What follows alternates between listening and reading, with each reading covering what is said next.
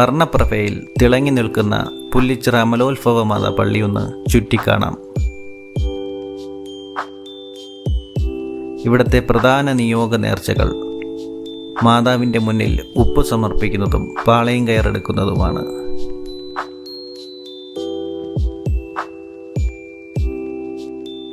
ഇത് തലച്ചുമടായി എടുത്താണ് ഭക്തർ മാതാവിൻ്റെ മുന്നിൽ സമർപ്പിക്കുന്നത്.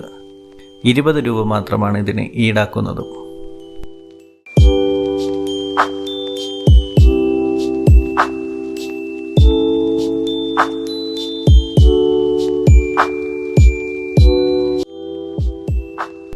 ഉണ്ണിയേശു പിറന്ന ഈ പുണ്യമാസത്തിൽ തന്നെയാണ് മാതാവിൻ്റെയും തിരുനാൾ. ലോകമെമ്പാടും ഒരുമിച്ച് ആഘോഷിക്കുന്ന ഈ ക്രിസ്മസ് മാസത്തിൽ പലരും പലതരത്തിലുള്ള കച്ചവടങ്ങളൊക്കെ ചെയ്ത് അല്പം പൈസ സമ്പാദിക്കുവാനുള്ള ശ്രമത്തിലാണ്. അത്തരത്തിലുള്ള പല കച്ചവടക്കാരെയും നമുക്കിവിടെ കാണുവാൻ സാധിക്കും. വിമാന കമ്പനികൾ വരെ ടിക്കറ്റ് ചാർജ് കുത്തനെ ഉയർത്തുന്ന സമയവും കൂടിയാണല്ലോ. പലരും തങ്ങളുടെ ഫാമിലിയുമായി ഒത്തുചേരുവാൻ ബുദ്ധിമുട്ടുന്നുണ്ടാകുമല്ലേ. എന്തായാലും ഏവർക്കും ക്രിസ്മസ് പുതുവത്സരാശംസകൾ കൂടി നേരുവാൻ ഞാൻ ഈ അവസരം ഉപയോഗിക്കുന്നു. ഇനി നമുക്ക് പലതരത്തിലുള്ള കച്ചവടങ്ങളും കണ്ട് വർണ്ണപ്രഭയുമൊക്കെ കണ്ട് ഫാദറിൻ്റെ സുവിശേഷവും കേട്ട് പള്ളിമുറ്റത്ത് കൂടെ അല്പം ചുറ്റി നടക്കാം. ചെങ്കാണ് എന്റെ ചെങ്കാണ് എന്റെ ചങ്കാണ് എന്റെ സംഘടിപ്പാണ് എന്നൊക്കെ കൈയടിച്ച് പാടിക്കൊണ്ട് പോകാൻ എളുപ്പം. എനിക്കും നിങ്ങൾക്ക് നമുക്ക് എല്ലാവർക്കും ദൈവത്തിന്റെ വചനം വളരെ വ്യക്തമായി നമ്മൾ പറയുന്നത് വിശുദ്ധാലയത്തിലേക്ക് വരുമ്പോൾ ഉത്തരവാദിത്വം. Hallelujah hallelujah.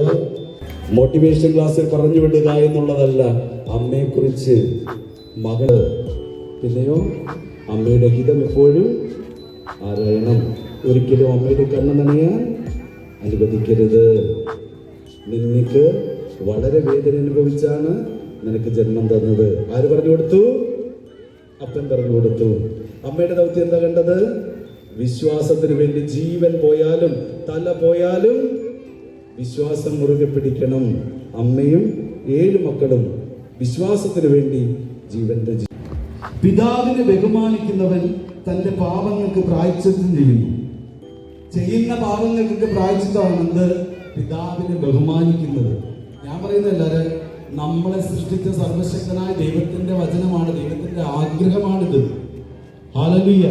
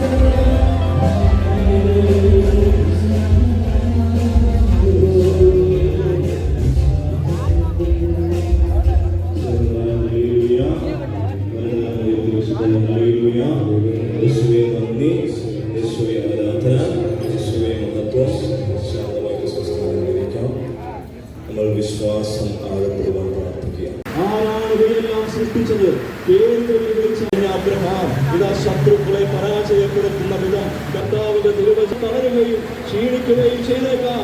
ചെറുപ്പക്കാർ ശക്തിയേറ്റ് വീഴാം. എന്നാൽ ദൈവത്തിൽ ആശ്രയിക്കുന്നവൻ വീണ്ടും ശക്തി പ്രാപിക്കും. ദൈവത്തിൽ ആശ്രയിക്കുന്നവൻ വീണ്ടും ശക്തി പ്രാപിക്കും. മഴയത്ത് ഒരു ഷോപ്പിൽ കയറി നിന്നതിനാൽ അവിടെ കയറി നിന്നവരെല്ലാം അല്പം സാധനങ്ങളൊക്കെ വാങ്ങി.